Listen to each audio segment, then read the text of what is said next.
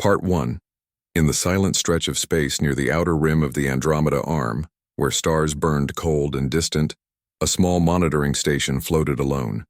It was called Helios 7, a lonely outpost run by a skeleton crew of 3. Its job was simple: listen. For signals, for anomalies, for anything that did not belong in the quiet hum of the cosmos. Most days nothing happened. Weeks could pass without so much as a whisper from the void, but today was different. Lieutenant Carl Dawson sat in the dim glow of the comms console, sipping lukewarm coffee from a dented mug. He had been on shift for 6 hours, eyes half-lidded, mind drifting through the slow rhythm of routine. Then the speakers crackled. Not the usual static or the soft ping of distant pulsars. This was something else. A low rhythmic pulse that repeated every 11 seconds. It was not random. It carried structure, pattern, purpose. Carl sat up straight. He tapped his screen, rerouting the signal through the deep spectrum analyzer. The readout confirmed what his gut already knew. This was artificial. Not human, not from any known alien species in the Terran database.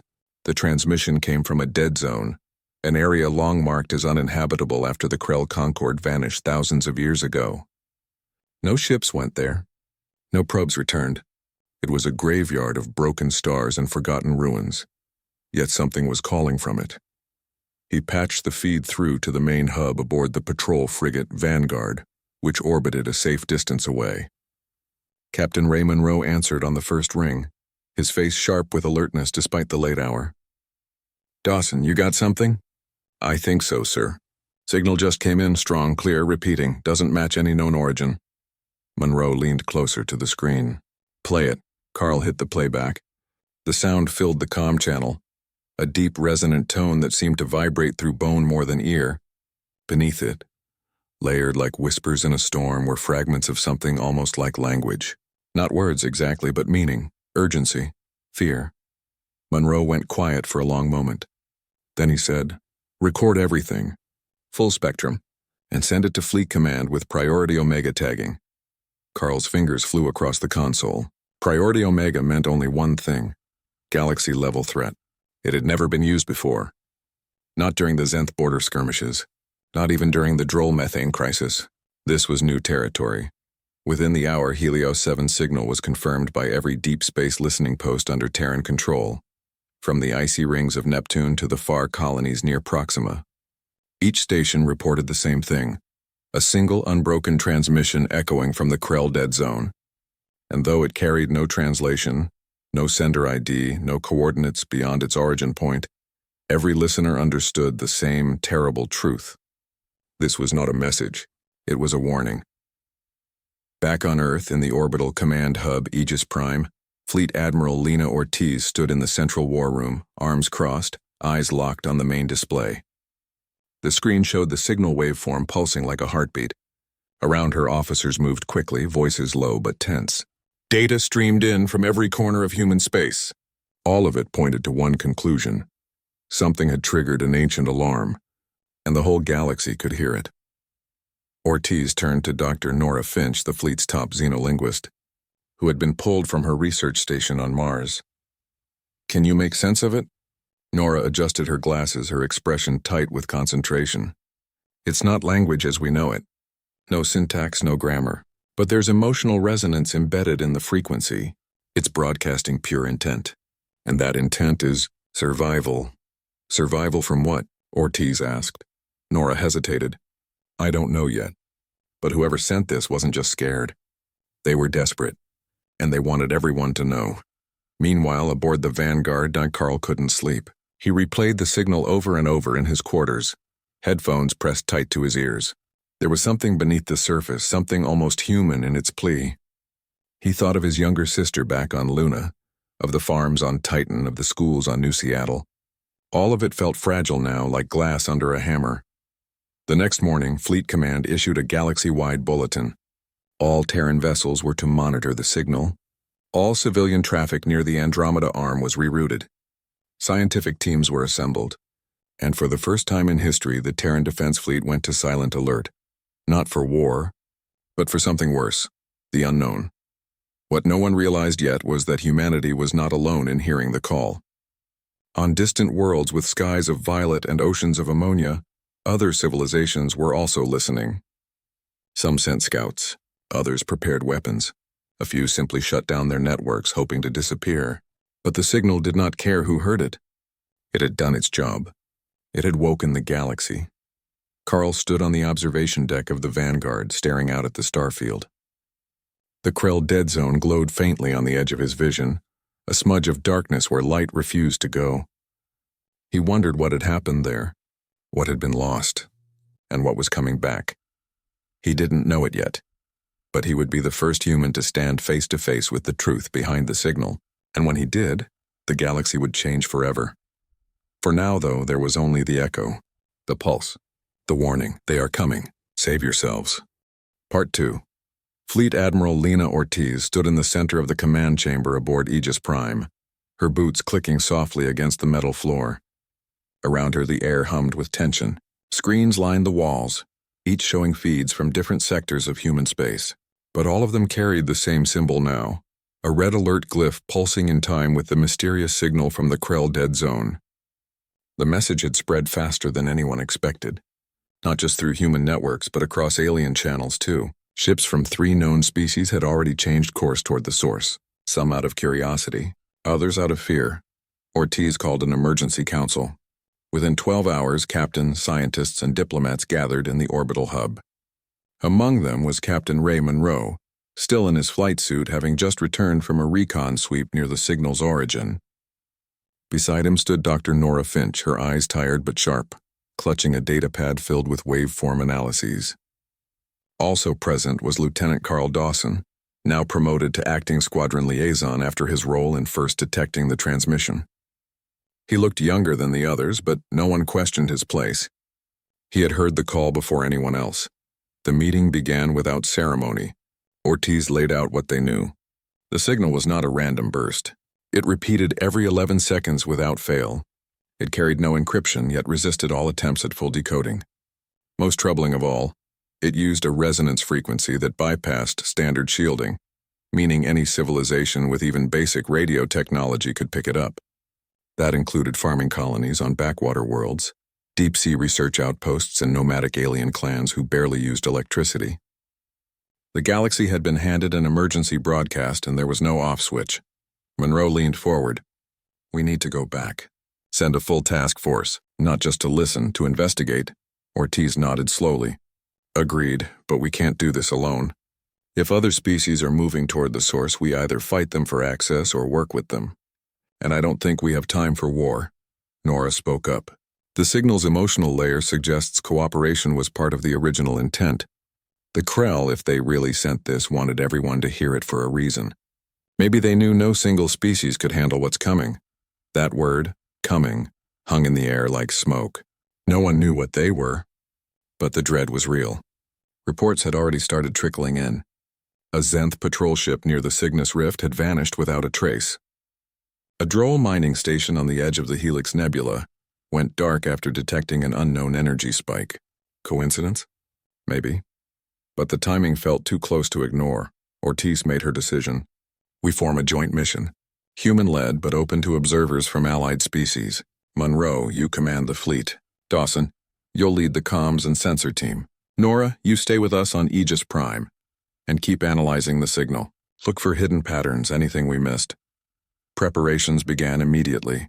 The heavy cruiser, Iron Resolve, was pulled from dry dock and refitted in record time. 2 support frigates, 3 scout drones, and a science vessel packed with xenotech specialists joined the formation. Within 48 hours, the task force was ready to jump. But before they left, something unexpected happened. A message arrived, not through official channels, but through a backdoor diplomatic frequency used only in dire emergencies. It was from the Veln, a reclusive insectoid species that had refused all contact with humans for over a century. Their message was short. "We hear the call. We send a ship. Do not fire." Monroe read the transmission twice. "They're scared," he said quietly. "Really scared." The Veln vessel arrived 3 hours later. A sleek obsidian craft shaped like a folded wing. It matched speed with the Iron Resolve without hailing, just drifting in silent formation. No one spoke. No one needed to. The shared fear was enough. As the fleet prepared for the final jump to the Krell dead zone, Ortiz gave one last order from Aegis Prime. Broadcast our mission parameters on all open frequencies. Tell every listening ear that humanity is going to the source, not to claim it, but to understand it. And if anyone wants to join, they're welcome. The response was immediate. A droll methane tanker altered course. A Zenth scout cluster detached from their main fleet. Even a lone ship from the ocean world of Gliese 6E67, its hull shimmering like wet stone, signaled its intent to follow. For the first time in history, ships from 5 different species moved as one, not under treaty, not under threat, but under a single unspoken question.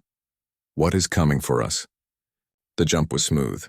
Space folded and snapped back into place, and there it was, the dead zone, a patch of sky where stars seemed dimmer, as if light itself was being swallowed. At its center floated the ruins of a massive ring structure, half collapsed, covered in strange glyphs that pulsed faintly with the same rhythm as the signal.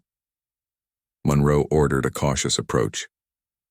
Dawson monitored all sensors, his hand steady despite the knot in his stomach. Nothing attacked them. No weapons fired, only silence thick and heavy. Then from the ring a new signal emerged. Not the repeating warning. This was different, slower, softer, almost like a sigh. Nora, watching from Aegis Prime, gasped. It's responding. It knows we're here. The Veln ship drifted closer, its hull rippling with internal light. One of their pilots, tall, chitinous, with eyes like black glass, stepped into a shuttle and requested docking permission with the Iron Resolve. Monroe granted it without hesitation. When the Veln envoy entered the command deck, it did not speak. Instead, it placed a small crystal on the table.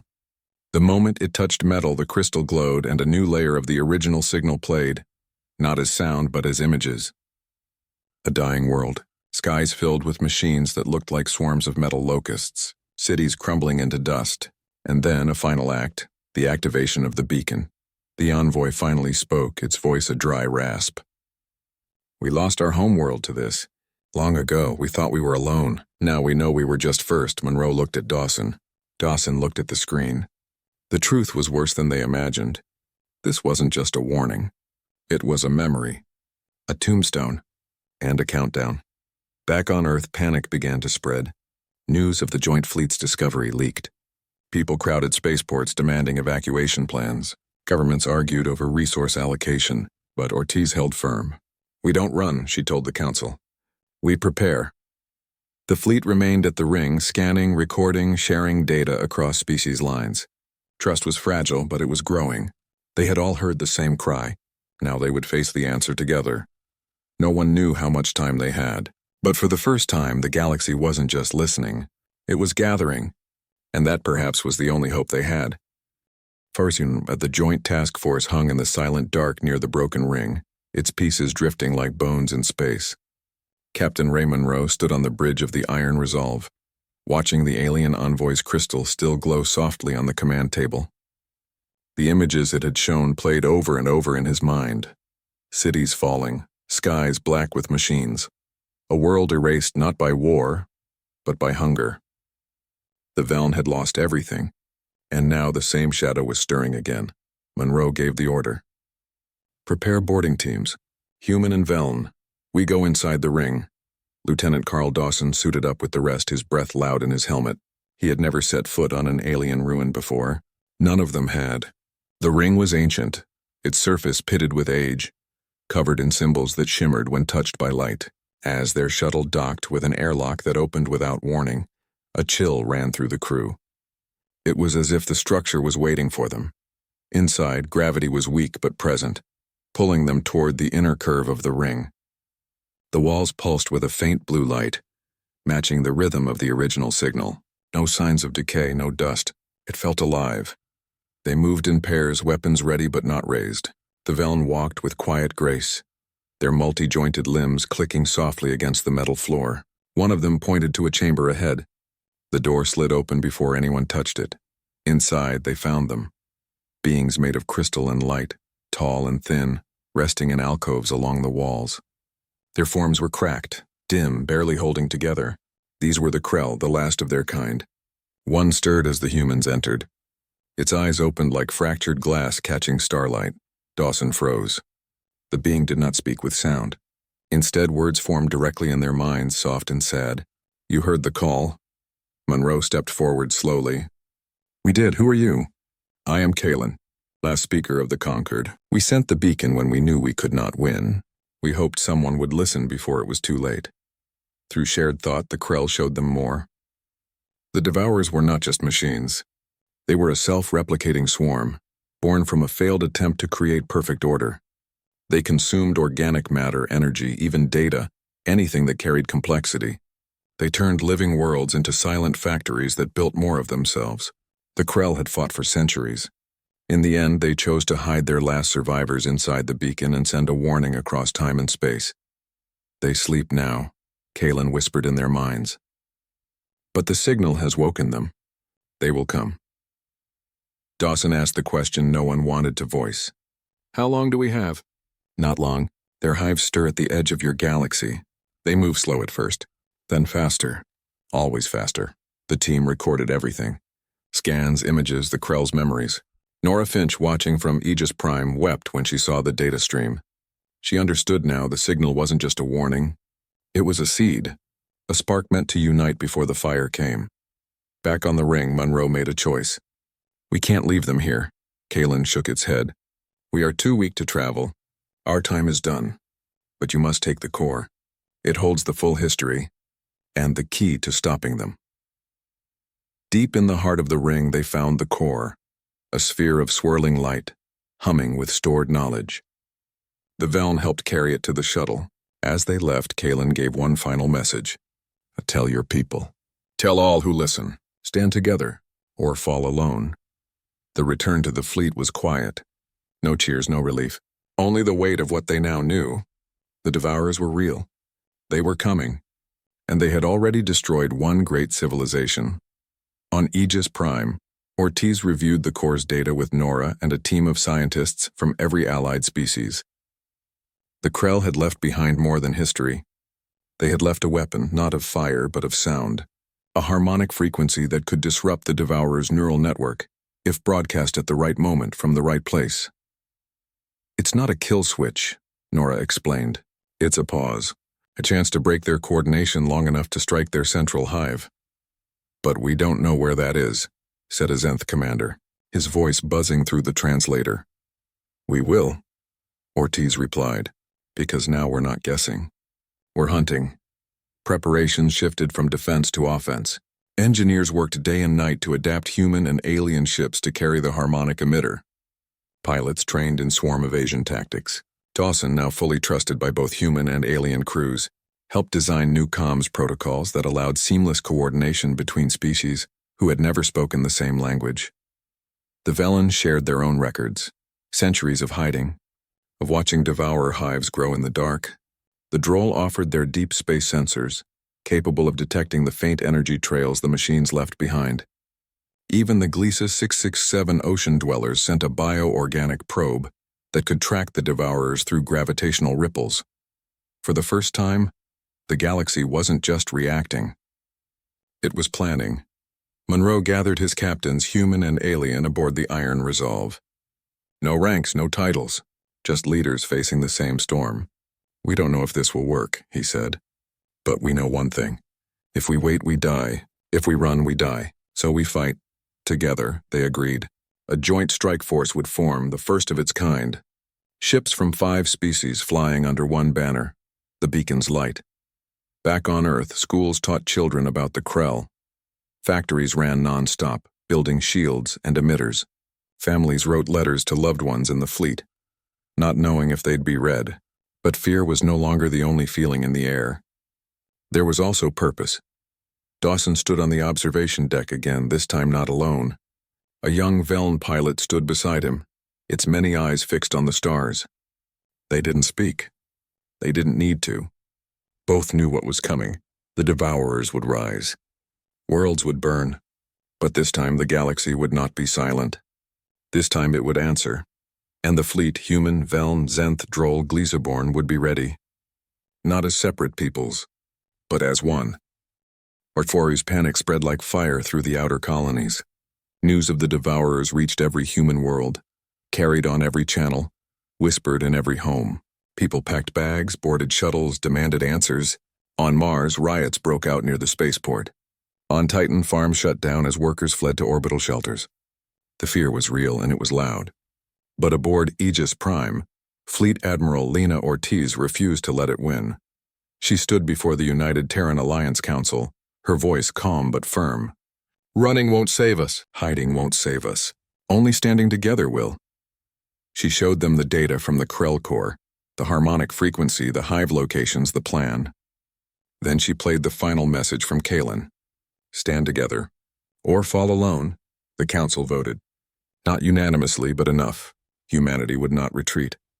They would join the Accord. The first Accord was born in a war room, but it lived in every ship that answered the call.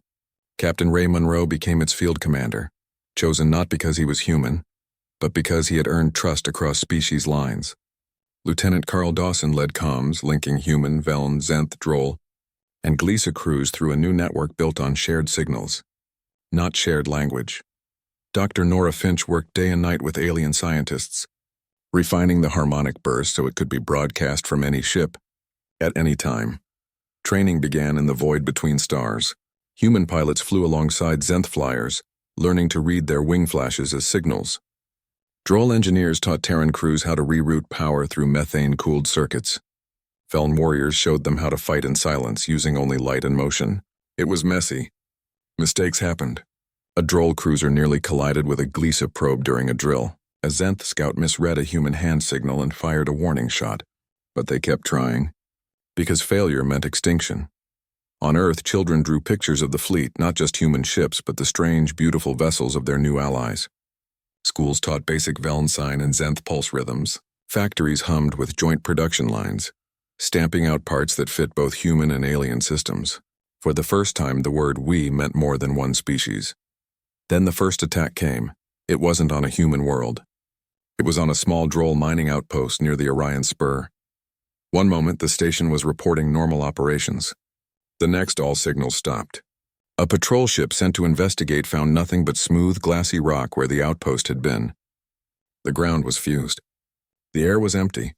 No bodies, no debris, just silence. The Devourers had awakened. Monroe called an emergency meeting of Accord captains. They gathered in a secure channel, their faces flickering on screens, some human, some chitinous, some made of shifting liquid light. "This is it," Monroe said. "They've started. We move now." The plan was simple but dangerous. Use the Krell data to find the nearest active hive. Lure the Devourer swarm into a trap. Broadcast the harmonic burst at the peak of engagement. Then strike the hive core with everything they had. The target was a dead moon orbiting a red dwarf star, deep in the shattered veil, a region littered with asteroid fields and gravitational echoes. Perfect for hiding, perfect for ambush, the fleet assembled. 37 ships from 5 species. Human destroyers with reinforced hulls, Veln stealth wings that bent light around them, Zenth hive carriers loaded with drone fighters, Droll plasma cruisers glowing with stored energy, and the Glisa bioships, living vessels that could heal mid-battle. Dawson coordinated the comms net from the Iron Resolve.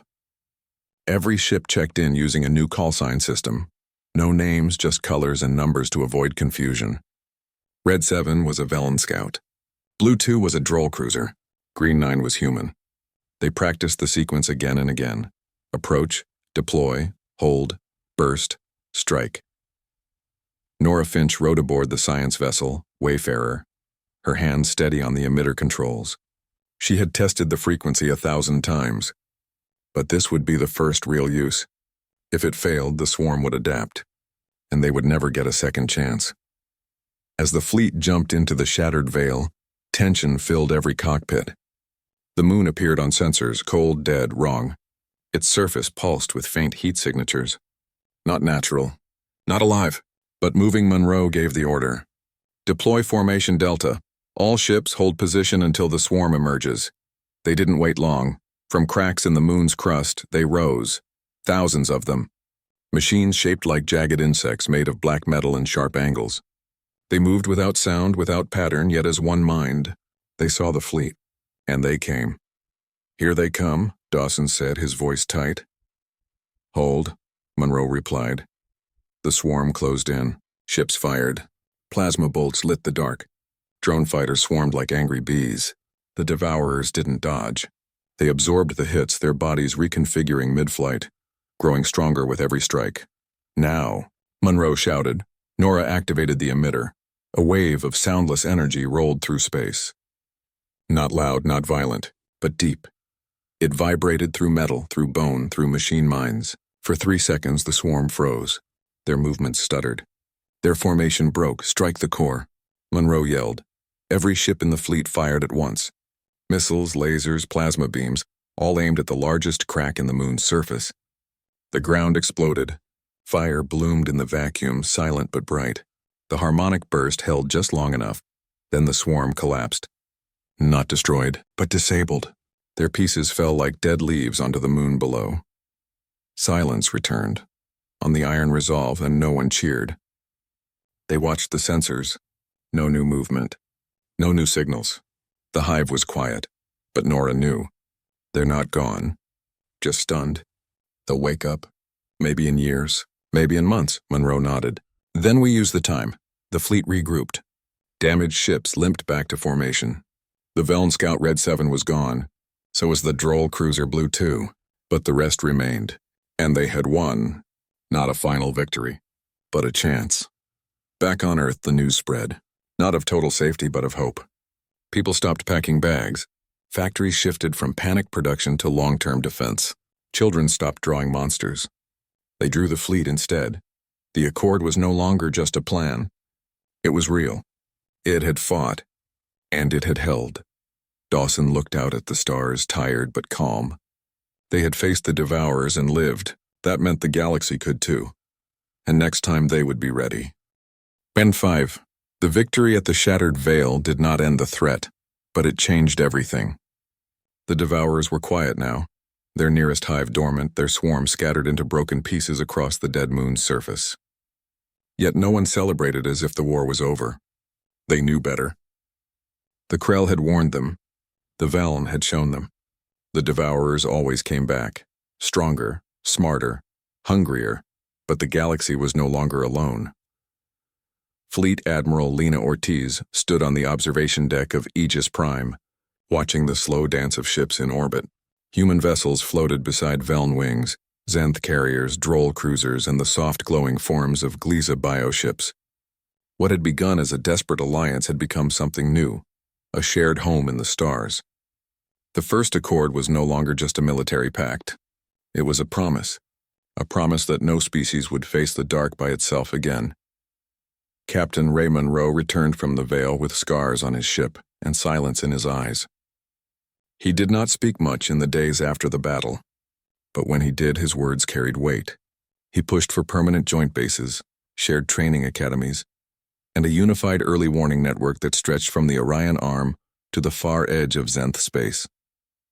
The Devourers might sleep, but the galaxy would stay awake. Lieutenant Carl Dawson became the voice of that watchfulness. Promoted to fleet liaison, he traveled between species not as a human officer, but as a bridge.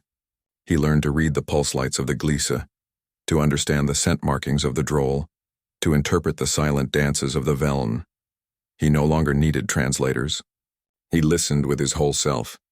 And in return, others began to trust him, not as an outsider, but as one of their own. Dr. Nora Finch never left the science vessel, Wayfarer.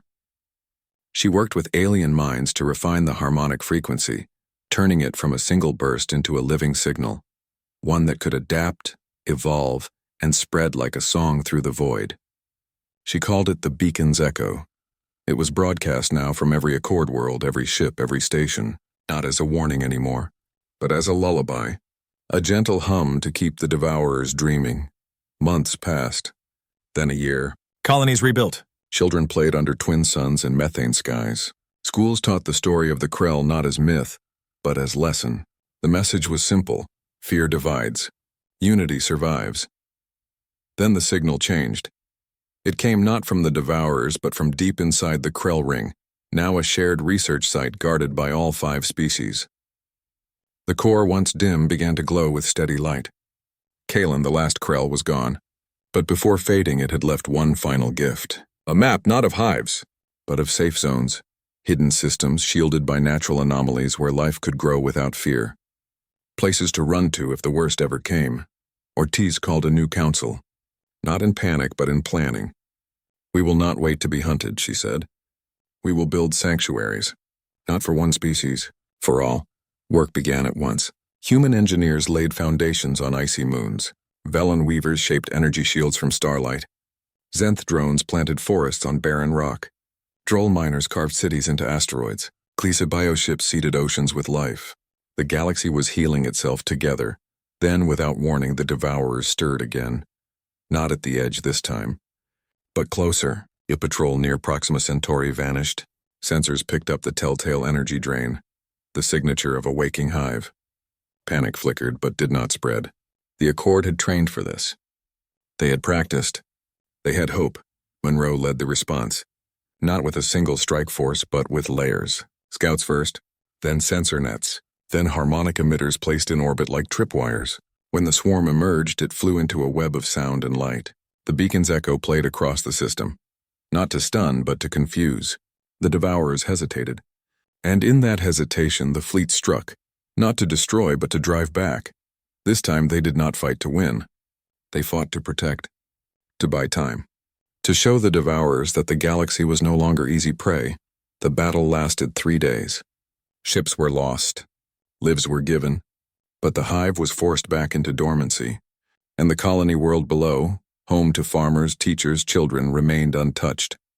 Afterward, on the bridge of the Iron Resolve, Monroe looked at Dawson and said, "We're not just defenders anymore. We're guardians." Dawson nodded. He thought of his sister on Luna, now teaching alien children how to speak basic English. He thought of the Velm scout who had saved his life during the Veil battle. He thought of the quiet hum of the Echo, playing softly in every corner of known space. The fleet regrouped, not in triumph, but in quiet resolve. They knew the Devourers would rise again, maybe in 10 years, maybe tomorrow, but they also knew something else. They were ready, not as separate peoples with separate fears, but as one voice, one will, one family of stars. Back on Earth, a child looked up at the night sky and asked, "Are they still out there?" Her mother smiled. "Yes, but so are we." And high above, in the endless dark, the fleet watched, not waiting for an emergency, but standing as the answer to one. They had heard the call first. Now they would always listen.